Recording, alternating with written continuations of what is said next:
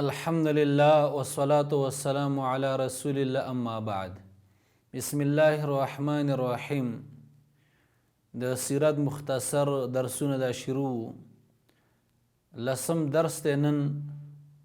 په دې درس کې به دا ذکر کیږي چې وحی بند شوه څه موده او بیا وروسته پرله پسې شروع شوه او دعوت شروع شو. کله چې رسول الله صلی الله علیه وسلم ته غار حرا کې جبرئیل علیه السلام راغی او وحی ورته وشوه، لیکن بیا څه موده دا وحی بنده وه.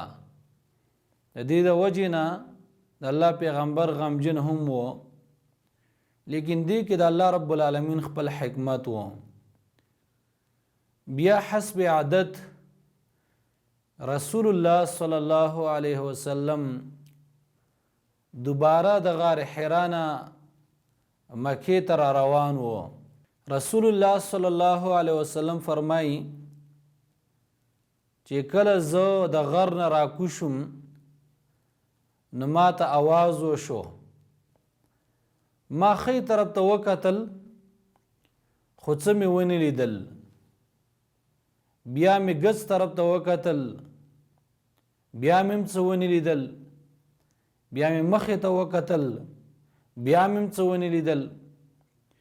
بیا مې شا طرف ته وکتل، هلته مې هم څه ونه لیدل. بیا مې سر اوچت کو او پورته مې وکتل اسمان طرف ته. نو هغه ملائک مې ولیدو، کم ملائک چې په غار حرا کې راغلی و، د اسمان او د ځمکې په منځ کې په کرسۍ باندې ناست و. نو رسول الله صلی الله علیه وسلم باندې یره راله او بیا واپس کور ته راغی د خدیجه رضی الله تعالی عنها خواته او ورته ویلو چې څادر را باندې راواچوه، کمبل را باندې راواچوه.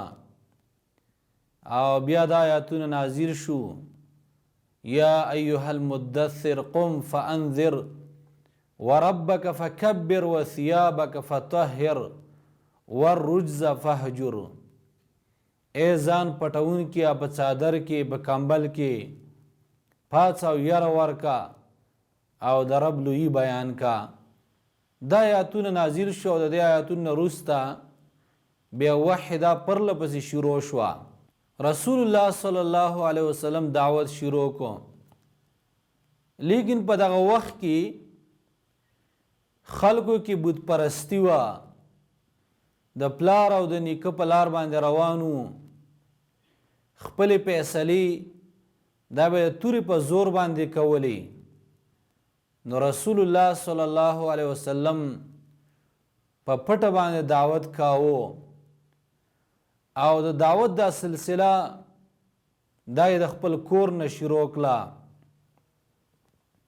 د ټولو نه مخکې خدیجه رضی الله تعالی عنها هغې ایمان راوړ او بیا رسول الله صلی الله علیه وسلم د خپل دوست ابوبکر صدیق رضی الله تعالی عنه خواته لاړ او هغه ته دا خبره وړاندې کړه.